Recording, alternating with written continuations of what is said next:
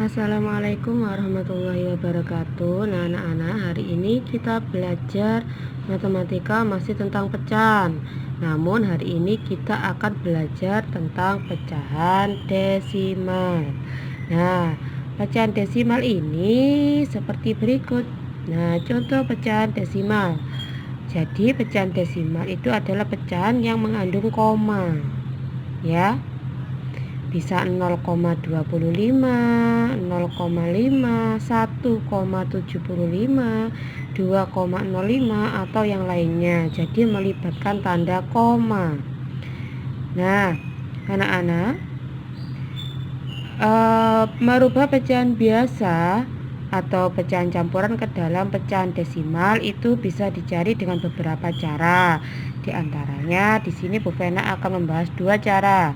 Yang pertama dengan cara porogapit, yang kedua dengan cara mengalihkan atau membagi penyebut agar penyebutnya menjadi per 10, per 100, per 1000, per 10.000 atau yang lainnya. Yang jelas ini berupa seperti ini. Nah, kita lanjutkan, kita bahas satu persatu. Yang pertama dengan cara porogapit. Di sini Bu Vena punya soal. Yang pertama 1/3, yang kedua 2/1/4. 1/3 ini merupakan pecahan biasa, yang 2/1/4 merupakan pecahan campuran. Nanti kita coba menyelesaikan ya dengan cara porogapit. Nah, coba kita mulai. Nomor 1 dulu caranya. 1/3/4 kita jadikan porogapit dari 3/1/4. Ingat, yang di dalam adalah angka 1, yang di luar adalah angka 3. Kemudian kita bagi 1 dibagi 3. Bisa enggak? Enggak bisa ya, berarti di sini ditulis 0. 0 dikali 3, 0. Setelah itu kita kurangi. 1 dikurangi 0, 1. 1 dibagi 3 tidak bisa, maka di sini karena tidak ada yang bisa diturunkan, maka otomatis kita tambah 0 di sini. Jadi 10. Kalau di sini ditambahi 0, maka yang atas ditambahi koma. Ingat? Setelah ini kita bagi lagi. 10 dibagi 3. 3 dikali 3, 9. Dikurangi lagi. 10 dikurangi 9, 1. 1 dibagi 3 tidak bisa, maka turun 0 jadi 10. 10 dibagi 3, 3. 3 kali 3, 9. 9 dikurangi 10 dikurangi 9, 1. Nah, ternyata ini terus seperti ini. 10 dikurangi 9 terus hasilnya seperti ini. Jadi nanti di sini 0,333 banyak sekali. Nah, di sini kita ambil 2 saja di belakang koma sehingga 1/3 hasilnya 0,33. Udah ya. Nah, anak-anak, yang sekarang kita mengerjakan nomor 2. 2 adalah pecahan campuran 2/1/4, maka harus kita rubah dulu menjadi pecahan biasa. Ingat cara merubahnya kemarin, berarti kita tuliskan dulu. Bawahnya tetap ya 4, atasnya 2 dikali bawah ditambah atas. 2 dikali bawah, 2 dikali 4, 8 ditambah 1, 9. 9/4 sama dengan, baru kita jadikan pecahan desimal dengan cara porogapit ya. Di dalamnya berarti ini 9. Dalamnya 9, di luar adalah angka 4. 9 dibagi 4 dapat 2. 2 dikali 9, 8. Dikurangi 9 dikurangi 8, 1. 1 dibagi 4 tidak bisa, maka turunlah 0. Kalau di sini 0 berarti di sini koma. 10 dibagi 4 dapat 2. 2 dikali 4 dapat 8. Dikurangi lagi, 10 dikurangi 8, 2. Turun 0, 20 dibagi 4 sama dengan 5. 5 dikali 4 sama dengan 20. Dikurangi jadi 0. Jadi 9/4 atau 21/4 itu pecahan desimalnya sama dengan 2,25. Nah, ini jika kita mencari dengan cara porogapit. Sebetulnya kalau cara porogapit, kuncinya adalah anak-anak harus bisa porogapitnya. Nah, cukup menggunakan cara porogapit. Bagaimana jika kasusnya seperti nomor 1?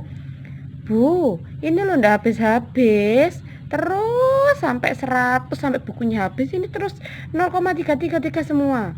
Ambil 2 angka di belakang koma saja. Jadi 0,33 atau 3 angka di belakang koma. 0,333 seperti itu ya. Nah, lanjutnya kita dengan cara yang kedua, yaitu mengalihkan dan membagi penyebut. Nah, bagaimana dengan ini? Coba, ada syaratnya. Nah, jadi tidak semua pecahan bisa menggunakan cara ini ya. Dan ini harus menggunakan keterampilan perkalian dan pembagian. Syaratnya, penyebut yang dikalikan atau dibagi bisa menghasilkan bawahnya ya. Bawahnya berarti penyebutnya bisa jadi 10, 100, 1000, 10.000 atau pokoknya yang puluhan seperti ini. Nah, yang bisa itu jika soalnya bawahnya seperti ini. Nah, coba contohnya, kita langsung ke contoh. Nomor 1 adalah contoh pecahan biasa dijadikan pecahan desimal. Yang kedua adalah contoh pecahan campuran dijadikan pecahan desimal. Nah, yang pertama kita akan menggunakan ini 1/2 sama dengan per titik-titik. Lah, ini 2 ini kan yang paling mendekati adalah 10, kita jadikan per 10. Kalau ini dijadikan per 10, berarti kira-kira diapakan? Dikali ya. 2 dikali berapa? Ada 10. 2 dikali 5. Jika bawahnya dikali 5, maka atasnya juga harus dikalikan 5. 2 kali 5 kan 10, sudah jelas. Sekarang kita cari atasnya. 1 dikali 5, 5. Nah, sekarang caranya seperti ini. 10 ini menandakan di belakang koma ada satu angka. Maka kita nulisnya seperti ini. Yang atas kita tulis dulu 5, dikasih jarak ya dari sini 5. Kemudian karena ini 10, kita hitung nolnya ya. Nolnya ada 1, berarti di belakang koma ada satu angka. Kita hitung dari belakang 1. Nah, ini kan sudah koma, di belakang koma ada satu angka. Nah, karena sudah tidak ada angka lagi, maka di sini kita tulis 0. Ya. Jadi 0,5 ini. Nah, agar lebih paham, Bu Vena membuatkan soal lagi. Ini nomor 3. 1/4. Nomor 3 dulu ya, kita bahas ya, karena sama caranya nanti. 1/4 kita jadikan per berapa? Apakah 4 ini bisa menghasilkan 10? Tidak bisa, bisanya menghasilkan 100. Maka berapa? 4 dikali berapa sama dengan 100 ya? 4 dikalikan 25 bisa menghasilkan 100. Maka di atas sini juga ditulis 25. 1 dikali 25 adalah 25. Sekarang kita tulis, karena di sini nolnya ada 2, berarti di belakang koma ada 2 angka. Kita tulis dulu yang atas ini 25. Kita hitung di belakang koma ada 2 angka 1, 2. koma. 1, 2, ada 2 angka ya. Berarti depannya kita tambahi 0. Nah, seperti ini caranya. Berarti 1/4 desimalnya sama dengan 0,25. Nah, sekarang kita ke yang nomor 2. Cara nomor 2.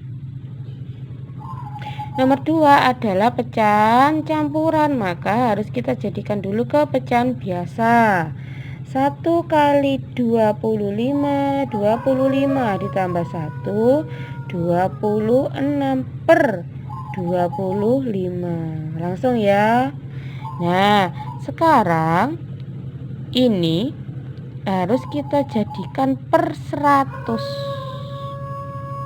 25 biar jadi 100 ini berarti dikalikan ya.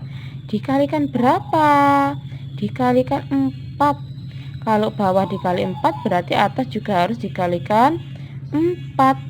Sekarang 26 dikalikan 4 sama dengan berapa ya?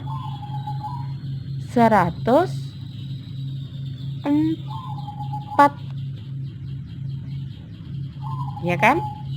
Nah, 104 per 100. Ingat tadi di belakang koma, berarti kalau per 100 nolnya kan ada 2 ini.